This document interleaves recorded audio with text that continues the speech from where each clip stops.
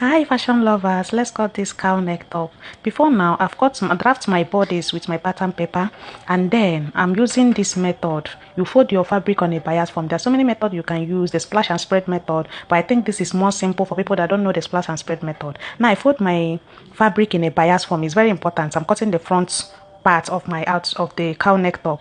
So when you fold it on a bias form, you place your tape from the neckline width to the, make sure you are getting 10 inches from the neckline width to the edge of the fabric. So that is what I did, and then I add half inches for sewing allowance on my armhole and my shoulder line, and then on my side seam I added 1 inches for sewing allowance and for ease on my top.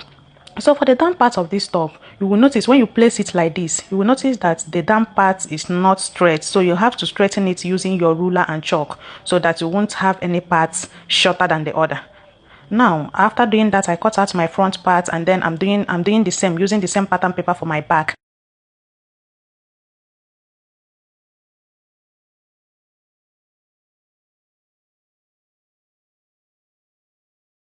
I cut out my back. I did the same thing I did on my front, adding half inches on my armhole, shoulder line, and my neckline. Then on my side seam, I also add 1 inches and half inches on the down part of my top, and then that is all for it.